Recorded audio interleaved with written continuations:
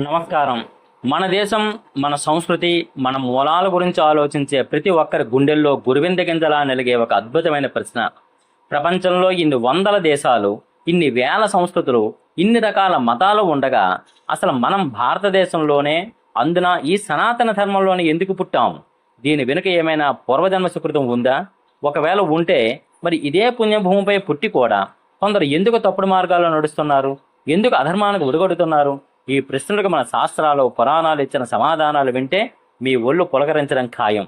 ఈరోజు ఈ వీడియోలో సనాతన ధర్మం యొక్క రహస్యాలను, కర్మ సిద్ధాంతంలోని లోతైన సత్యాలను చాలా వివరంగా తెలుసుకుందాం. ఎక్కడ స్కిప్ చేయకుండా చివరి వరకు చూడండి. ఎందుకంటే మీ జన్మ ధన్యమవ్వడానికి కావలసిన జ్ఞానం ఇందులో ఉంది. ఒక్కసారి వెనక్కి తిరిగి మన పురాణాలను చూస్తే వేదవ్యాస మహర్షి రాసిన అష్టాదశ పురాణాల్లో భరతఖండం యొక్క వైభవం అడుగడుగునా కనిపిస్తుంది. ముఖ్యంగా విష్ణు పురాణంలో ఒక అద్భుతమైన శ్లోకం ఉంది. గాయంతి దేవ కిలగీతగానే ధన్యాసుతే భారత భూమి భాగే అని. దీని అర్థం ఏంటంటే, ముక్కోటి దేవతలు స్వర్గంలో కూర్చొని ఆహా, ఆ భారతదేశంలో పుట్టిన మానవులు ఎంత ధన్యులో కదా, స్వర్గానికి మోక్షానికి రహదారి లాంటి ఆ పవిత్ర భూమిలో పుట్టడం కోసం, ఆ శ్రీహరిని నిరంతరం సేవించడం కోసం మేము కూడా మా దేవత్వాలను, స్వర్గభోగాలను వదిలేసి భూలోకంలో మనుషులుగా పుట్టాలని ఆశపడుతున్నామని పాడుకుంటారట. ఒక్కసారి ఆలోచించండి. దేవతల సైతం ఏ భూమిపై అడుగు పెట్టాలని, ఏ మట్టిని ముద్దాడాలని తప్పిస్తున్నారో ఆ పుణ్యభూమిపై ఈరోజు మీరు, నేను శ్వాస తీసుకుంటున్నాం. ఇక్కడ నీరు తాగుతున్నాం. ఇది ముమ్మాటికి సామాన్యమైన విషయం కాదు. ఎన్నో వందల జన్మల పుణ్యఫలం. మీ పూర్వజన్మల సుకృతం ఉంటేనే కానీ ఈ కర్మభూమిలో హిందువుగా పుట్టే భాగ్యం లభిస్తుంది. సనాతన ధర్మంలో ప్రపంచంలోని మిగతా ప్రాంతాలను భోగభూములని పిలిస్తే, మన భారతదేశాన్ని మాత్రం కర్మభూమి లేదా సాధన భూమి అని పిలిచారు. ఎందుకంటే వేరే దేశాల్లో కేవలం శారీరక భౌతిక సుఖాలను మాత్రమే అనుభవించగలరు. కానీ జీవుడు జనన మరణ చక్రం నుండి విముక్తి పొంది మోక్షాన్ని సాధించాలంటే అది కేవలం ఈ భారత గడ్డపై మాత్రమే సాధ్యమవుతుంది. ఇక్కడ పుట్టడం వల్లే మనకు చిన్నతనం నుంచే రామాయణ మహాభారతాల సంస్కారం అబ్బుతుంది. చుట్టూ ఉన్న గుడులు, గోపురాలు, నదులు, పండుగలు మనకు తెలియకుండానే మన మనస్సును ఆధ్యాత్మిక వైపు నడిపిస్తాయి. ఇంతటి గొప్ప ఆధ్యాత్మిక పరిసరాలు లభించడమే మీ పూర్వజన్మ సుకృతానికి అతిపెద్ద సాక్ష్యం కదా. కానీ ఇక్కడే మన మనస్సులో ఇంకో పెద్ద సందేహం వస్తుంది. ఇంతటి పుణ్యభూమిలో, దేవతలు కోరుకునే ధర్మభూమిలో, వేదాలు పుట్టిన దేశంలో పుట్టి కూడా కొందరు ఎందుకు దారి తప్పుతున్నారు? ఎందుకు క్రూరంగా ప్రవర్తిస్తున్నారు? ఎందుకు అధర్మానికి ఉరుగొడుతున్నారు? దీనికి మన భగవద్గీతలో కృష్ణ పరమాత్మ చాలా ప్రాక్టికల్గా సమాధానం ఇచ్చాడు. మన శాస్త్రాల ప్రకారము భారతదేశంలో పుట్టడం అనేది ఒక అద్భుతమైన అవకాశం మాత్రమే, కానీ అది ఫైనల్ గమ్యం కాదు. ఉదాహరణకు ఒక టాప్ ఐఐటి కాలేజీలోనో లేదా మెడికల్ కాలేజీలోనో ఒక విద్యార్థికి సీటు దొరికిందనుకుందాం. సీటు దొరికినంత మాత్రాన ఆ విద్యార్థికి ఫస్ట్ ర్యాంక్ వచ్చేస్తుందా? రాదు కదా. క్లాసు వినకుండా, ప్రొఫెసర్ల మాట వినకుండా, చదవకుండా తిరిగేవాడు ఆ టాప్ కాలేజీలో ఉన్నా సరే ఫెయిల్ అవ్వక తప్పదు కదా. అలాగే ఈ కర్మభూమిలో పుట్టినా కూడా ప్రతి మనిషిలో సత్వ రజోతమో గుణాలు ఉంటాయి. కర్మ సిద్ధాంతం ప్రకారము ఒక జీవుడు గత జన్మంలో చేసిన పనుల తాలూకు ముద్రలు, అలవాట్లు ఒక సూక్ష్మ రూపంలో మనస్సులో నిలిచి ఉంటాయి. వీటినే శాస్త్రాలు వాసనలు అని పిలుస్తున్నాయి.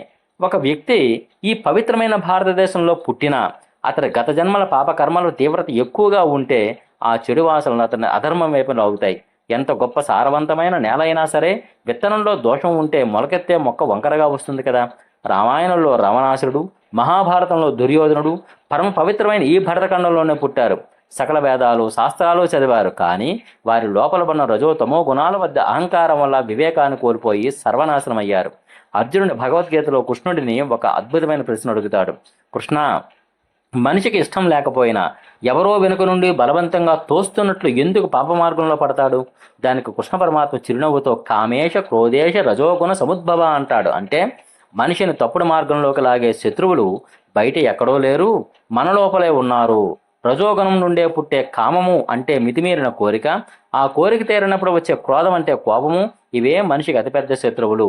అవి ఏ దేశంలో ఉన్నవారికైనా, ఏ మతంలో ఉన్నవారికైనా వర్తిస్తాయి. భారతదేశంలో పుట్టినంత మాత్రాన ఈ కామక్రోధాలు మాయమైపోవు కదా. వాటిని సాధనతో జయించకపోతే ఎంతటి వారైనా అధర్మ మార్గంలో పడిపోక తప్పదు. దీనికి తోడు మనం ఇప్పుడు కలియుగంలో ఉన్నాం. యుగ స్వభావం ప్రకారము కలియుగంలో అధర్మానికి బలం ఎక్కువ. సమాజంలో, వాతావరణంలో, మన కళ్ళ ముందు కనిపించే లౌకిక ప్రపంచంలో అధర్మపు ప్రేరణ ఎక్కువగా ఉంటాయి. ఇలాంటి సమయంలో మన శాస్త్రాలు చెప్పిన ధర్మసూత్రాలను తెలుసుకోకుండా కేవలం లౌకిక చదువులు చదువుతూ భౌతిక సుఖాల వెనుక పరిగెడితే మనిషి వివేకం నశిస్తుంది కదా. సనాతన ధర్మంలో జన్మించడం అనేది భగవంతుడు మనకిచ్చిన అపారమైన జ్ఞాన నిధి లాంటిది. కానీ ఆ నిధిని ఎలా వాడుకోవాలో అనే విషయం భగవంతుడు మనిషికి స్వేచ్ఛా సంకల్పానంటే ఫ్రీ విల్ ఇచ్చాడు. ఆ స్వేచ్ఛతో ధర్మాన్ని నిలబడతామా లేక అధర్మం వైపు వెళ్తామా అనేది పూర్తిగా మన చేతుల్లోనే ఉంది. మన సనాతన ధర్మం యొక్క గొప్పతనం ఏమిటంటే ఇది ఎవరిని గుడ్డిగా నమ్మమని చెప్పదు. ఇక్కడ భగవంతుని వెతకడానికి, ప్రశ్నించడానికి పూర్తి స్వేచ్ఛ ఉంది. జ్ఞానం యోగం, భక్తి యోగం, కర్మయోగం వంటి అనేక మార్గాల ద్వారా తరించడానికి ఇక్కడ సంపూర్ణ స్వాతంత్ర్యం ఉంది. వసుదైక కుటుంబకం అంటే ప్రపంచమంతా ఒకే కుటుంబమని, లోకా సమస్త సుఖనోభవంతని కేవలం మన దేశం కోసమే కాకుండా సర్వ జీవరాశి శాంతిని కోరుకునే విశాల భావన ఉన్న ఏకైక సంస్కృతి మనది. కాబట్టి మిత్రులారా, ఇంతటి మహోన్నతమైన ధర్మంలో ఈ పవిత్ర భూమిపై పుట్టినందుకు మనం ప్రతిక్షణం గర్వపడాలి. మార్గంలో నడవడం మన బాధ్యత. మన లోపల ఉన్న అరిషడ్వర్గాలను జయించి ధర్మ మార్గంలో పయనించినప్పుడే మన మానవ జన్మకు ఈ భారత భూమిపై పుట్టినందుకు సార్థకత లభిస్తుంది. ఈ రోజు మనం చెప్పుకున్న ఈ అద్భుతమైన ఆధ్యాత్మిక రహస్యాలు, మన సనాతన ధర్మం యొక్క లోతైన విశ్లేషణ మీకు మనస్ఫూర్తిగా నచ్చినట్లయితే ఈ వీడియోని ఇప్పుడు లైక్ చేయండి. మీ అమూల్యమైన జ్ఞానం మన వారందరికీ చేరాలనే ఉద్దేశంతో మీ మిత్రులకు, కుటుంబ సభ్యులకు వాట్సాప్, ఫేస్బుక్లో ఖచ్చితంగా షేర్ చేయండి. భారతదేశంలో హిందూ ధర్మంలో పుట్టడం గురించి, అలాగే ఈరోజు మనం మాట్లాడుకున్న ఈ విషయాల గురించి మీ అభిప్రాయాన్ని కింద కామెంట్ సెక్షన్లో నాతో తప్పకుండా పంచుకోండి. మీ ప్రతి కామెంటు నాతో ఎంతో ముఖ్యం. ఇలాంటి మరిన్ని ఆసక్తికరమైన, మీ బుద్ధిని వికసింపజేసే ఆధ్యాత్మిక చారిత్రక విశేషాల కోసం ఇప్పుడే మన ఛానల్ సబ్స్క్రైబ్ చేసుకోండి. పక్కనే ఉన్న బెల్ ఐకాన్ క్లిక్ చేయడం మర్చిపోకండి. జై హింద్, జై సనాతన ధర్మం.